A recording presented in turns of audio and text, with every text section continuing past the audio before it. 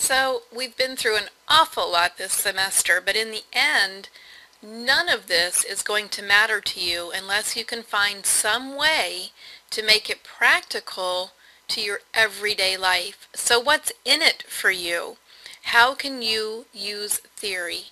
And for a sociologist, which is what I am, what I would hope for my students, particularly those who aren't really interested in studying sociology very deeply, who may be going on to very, very different types of majors than the social sciences, what I hope for you is that you're able to use theory in a practical way in your everyday life. And so the thing that I want you to take away, the thing that I want you to put in that toolbox that's going to help you as you move on in your professional career, is that theory is a foundation that you can use every single day to try and understand the realities of other people in society. Not from your own perspective, but from their motivations, from their desires, from their attitudes and beliefs. And if you can do that, it will make you a more well-rounded person. We really, truly have been through a lot. We discussed at the very beginning of the semester why the scientific process is important to sociologists. We discussed our 3/4 major theoretical perspectives, and those are some of the ones that I would want you to tuck away in that toolbox.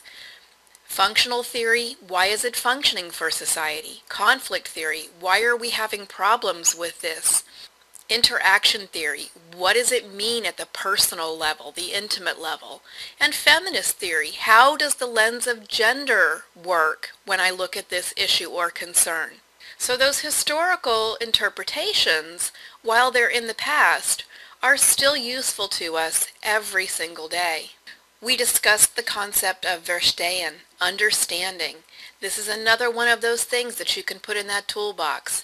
Stepping outside of your own judgment and seeing things from the individual's point of view who is experiencing the problem. And this will allow you to understand a person's motivation and to more fully understand why people do things they do, especially when you think they're irrational. We discussed the macro-level forces that might help to inform why people behave the way they do. We discussed micro-level forces, how interactions in small groups can help to influence the bigger picture. We discussed why it's important to understand history and the historical events that influence the field of sociology to develop. We discussed the role of evolution in the field of sociology. We've talked about the different models that our theorists have had that have helped us to understand the stages of society. We've talked about how communication is such an important element with regard to how societies are structured.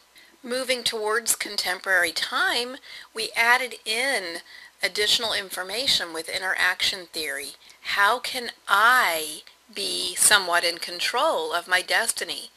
We added some interesting theoretical orientations here with the looking glass self. We talked about George Herbert Mead's contributions to interaction theory. We talked about how symbols are important to our everyday lives. We talked about the very important contributions of Herbert Bloomer, who said that we have to understand that we don't act in a vacuum. We act based on the way things are interpreted by us to have meaning. And we discussed the work of one of my favorite interaction theorists, Irving Goffman, and his concept of our life being just like a stage. More recent developments brought us information on theories related to phenomenology and how we have recipes that allow us to go out into the social world and not have to worry that bad things are going to happen. We talked about how we have to have mutual knowledge in order to be able to exist in a social setting with people we don't know. And we talked about the ways in which some of the cutting-edge philosophies and theories that sociologists use are very different from our historical theories. We also talked about how contemporary sociological theory has some connections to the field of anthropology and how it has some connections to the field of economics. We talked about how people must feel like the choices they are making are rational, but how that's problematic.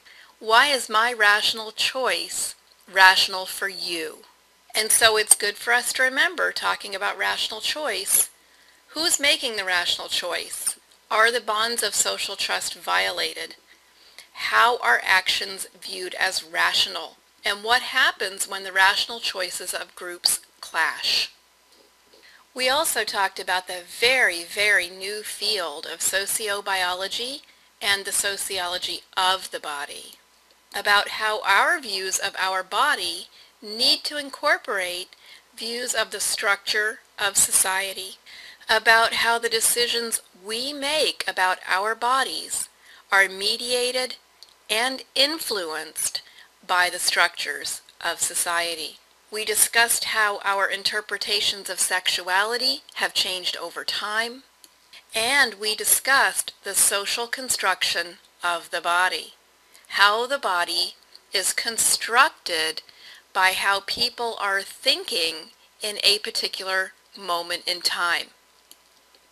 We talked about the slippery slope of sociobiology and how we have to be very, very careful when attempting to use genetics and heredity to explain behavior.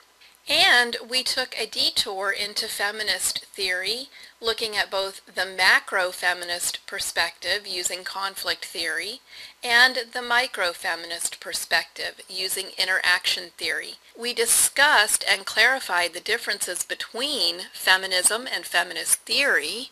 We learned about the first, second, and third waves of feminism, and we delved into the multicultural feminist movement, the concept of intersectionality, and Patricia Hill Collins' theory of the matrix of domination. And we additionally learned about standpoint theory, and this theory alone should be enough for you to understand why it's important for you to use theory in your everyday life. So, as you can see, we did a lot this semester. You should be proud of your accomplishment, as I am proud of you. All right, take care, and I hope we talk again soon. Bye-bye.